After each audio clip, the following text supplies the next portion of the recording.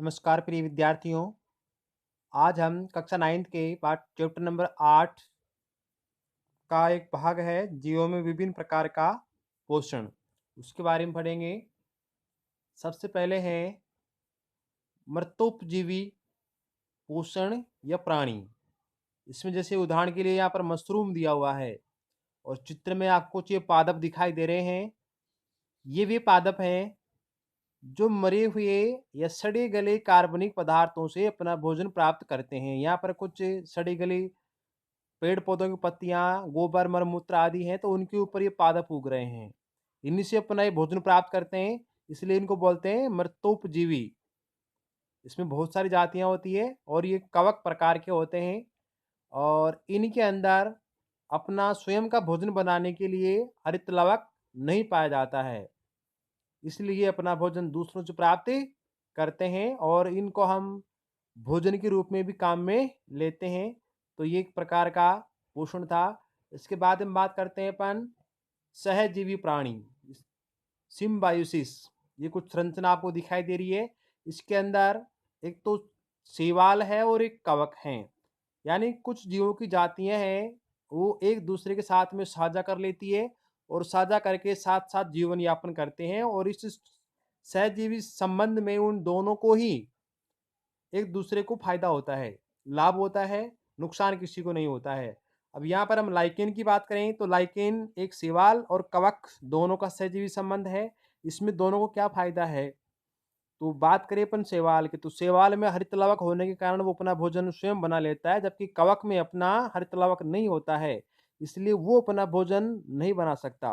तो कवक है वो शैवाल के ऊपर निर्भर रहता है और शैवाल है वो कवक के ऊपर स्थान के लिए निर्भर हैं और कवक शैवाल के ऊपर भोजन के लिए निर्भर हैं। इस प्रकार से उन दोनों को ही एक दूसरे से लाभ पहुंचता है, जिससे ये हम सहजीवी प्राणी के नाम से जानते हैं। और भी कई जातियां इसमें अ, इसका उदाहरण है, जैसे यहाँ पर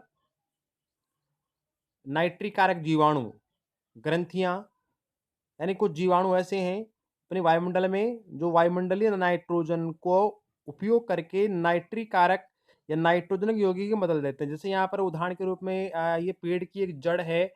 अब ये जड़ें जिस पादप की है वो पादप एक तो दलहनी फसल का होगा या फिर फलीदार पादप का या की होगी। तो उन फलीदार या दलहनी पादपों की जड़ों में गांठें पाई जाती है। जो गांठें आपको यहाँ पर दिखाई दे रही है, इन गांठों के अंदर ये नाइट्रोजन या नाइट्रिकारी जीवाणु पाए जाते हैं। तो एक तो वह पादप, एक हुआ जीवाणु, तो दो जीव यहाँ पर भी साथ साथ रह रहे हैं, सिम्बायोसिस कर रहे हैं। तो इसमें पादप को क्या लाभ है? तो ये जो जीवाणु इसमें पाए जाते हैं ये वायुमंडलीय नाइट्रोजन का उपयोग करके नाइट्रोजन के यौगिक बनाते हैं, जिससे इस पादप की जो नाइट्रोजन की आवश्यकता है वो पूरी होती है। जैसे हम अपने खेत में फसल के अंदर नाइट्रोजन की पूर्ति के लिए यूरिया का उपयोग करते हैं, ठीक वैसे ही यूरिया का काम यहाँ पर ये जीवाणु करते हैं। तो ये बहुत महत्वपूर्ण जीवाणु है। ये जीवाणु कई प्रकार की होते हैं, कई प्रकार की इनकी जातियाँ होती है। जैसे हम बात करें खेजड़ी, तो खेजड़ी की जड़ों में भी नाइट्रोजनकारी जीवाणु जैसे कि एज़ोटोबैक्टर नाम का एक जीवाणु पाया जाता है, तो वो उसमें रहता है। तो उत्पादन की दृष्टि से अगर हम देखें, तो पोषक तत्वों की पूर्ति करने के लिए किसान को अपने फसल चक्र के अंदर दलहनी फसल या फलीदार फसल अपने खेत में अवश्य बोनी चाहिए, ताकि नाइट्रोजन की कमी उस फसल में नहीं हो। इसके बाद में हम बात करते हैं एक महत्वपूर्ण पादप जिसके बारे में कंपटीशन में काफ़ी आता है। चित्र में आपको ये घटनुमा संरचना दिखाई दे रही है, इसको हम बोलते हैं घट पादप। घट यानी घड़ा और पादप यानी पादप जानते ही अपन। तो वह पादप जिसकी पत्ते की संरचना एक घट के समान हो जाए, घड़े के समान हो जाए, उसको घटपर्णी पादप कहते हैं।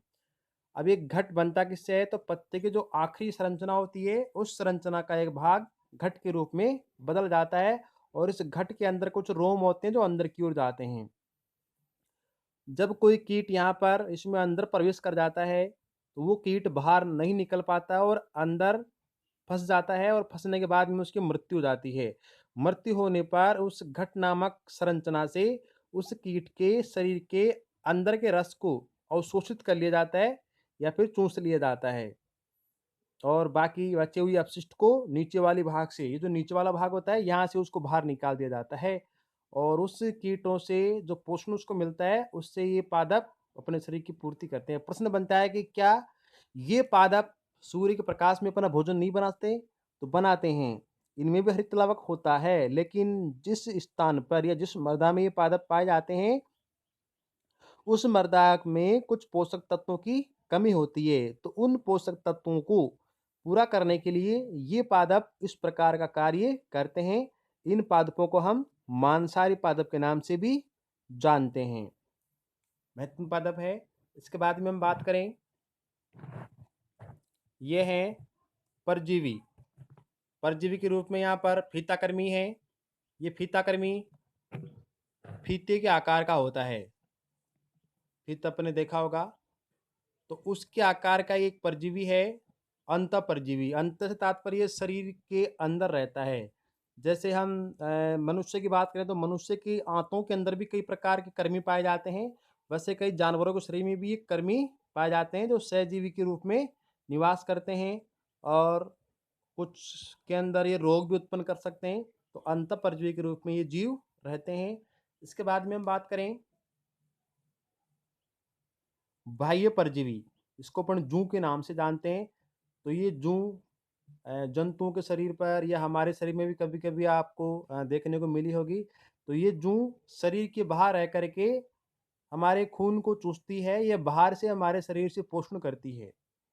तो इस प्रकार ये कुछ जीवों में पोषण के प्रकार थे जो अधिकांशतः एग्जाम में पूछ लिए जाते हैं। महत्वपूर्ण जो प्रश्न बनते हैं, एक तो यहाँ से बनते हैं कि नाइट्रिकारक जीवाणु क्या होते हैं और ये कहाँ पाए जाते हैं, कौन-कौन से पादपों में पाए जाते हैं और क्या कार्य करते हैं। इसके अलावा घटपर्णी पादप, जिसको हम पिच्चर पादप भी कहते हैं, तो ये किस प्रकार से कीटों को मारते हैं और कीटों को मारने के लिए जिस संरचना का प्रयोग करते हैं वो किससे बनती है, तो पादप की पत्ती से बनती है।